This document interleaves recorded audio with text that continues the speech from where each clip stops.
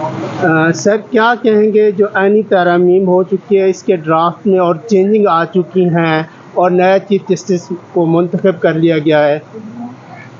बहुत शुक्रिया। देखें, जो आईनी तरमीम है इसमें सबसे बड़ा जो इशू है वो ये है कि जो अपॉइंटमेंट के पावर्स है वो गवर्नमेंट ऑफ द डे के हाथ में दे दी गई है, चाहे जिसकी भी गवर्नमेंट हो। आज एक पार्टी की है, बल्कि कोलेशन गवर्नमेंट के हाथ में दी गई, क्योंकि अगर एक पार्टी की 2/3 मेजॉरिटी नहीं आती तो वो कभी भी अपॉइंटमेंट नहीं कर सकेगी। मतलब कोलेशन 2/3 मेजॉरिटी कमेटी की जो कंपोजिशन है उसको 2/3 मेजॉरिटी बना दी गई है। तो मीनिंग विद देयर बाय कि आपके कंपोनेंट पार्टियां होंगी तो वो जो अपॉइंटमेंट होगी, तो अगर कंपोनेंट पार्टी इसमें नहीं हिस्सा लेगी तो नहीं होगी। तो इसमें सिंपल मेजॉरिटी को भी ख़त्म कर दिया गया है, वो 2/3 मेजॉरिटी लाई गई है और फिर सारा जो अख्तियार है वो गवर्नमेंट का दे दिया गया है। गवर्नमेंट देखना, हमारी पार्लियामेंट ही आज़ाद नहीं है तो कमेटी किस तरह आज़ाद होगी?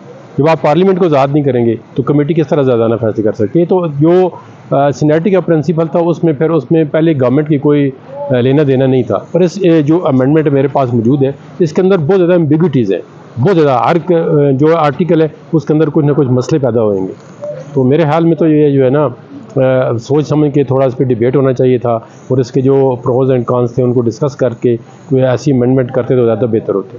सर ये जो एम्बिग्विटी पाई जा रही है जिसमें आप कह रहे हैं 50,000 फीस की तो वो 10 लाख होगी, इस तरह की चीज़ें सुनने में आ रही है। नहीं, वो 50,000 तो टेक्निकल मैटर है, वो तो हाई कोर्ट का सब्जेक्ट मैटर जो था ना 199 में किसी केस में, तो उन्होंने ज़ाहिर 50,000 तो पता नहीं किस ज़माने का लिखा हुआ था, तो वो तो फीस इंक्रीज़ नहीं की है, वो सब्जेक्ट मैटर का वैल्यू है, तो वो उसने कहा 50,000 की जगह 1 मिलियन हो गई है। और क्या ऐसी एम्बिग्विटीज़ आपने देखी? देखे ना, एम्बिग्विटीज़ हैं, कॉन्स्टिट्यूशनल बेंच में आएंगी, क्या कौन सा केस जो है वहाँ पे आप लेके जाएंगे। एक क्रिमिनल मैटर आता है आखिर में, वो कहता है जी मुझे जो मेरा जो इशू है वो आर्टिकल 9 और आर्टिकल 10A का है, तो वो एक बेंच से दूसरे बेंच किस तरह शिफ्ट होगा? एक बेंच कहेगा नहीं जी ये नहीं है इशू, अब एक पार्टी कहेगी इशू है, दूसरी कहेगी नहीं इशू है। तो ये अब जब ऑपरेट होगा तो इसके अंदर बहुत बड़े मिसाइल पैदा होंगे। और बकौल जिन्होंने तरमीम की है वो ये कहते थे कि बैकलॉग ख़त्म करेंगे, ज़्यादा तवज्जो जो उन केसों पे हो, तो वो मकसद कभी भी अचीव नहीं होगा, बल्कि इससे मसाइल और गंभीर हो जाएंगे और केसेस का बैकलॉग बहुत ज़्यादा बढ़ जाएगा।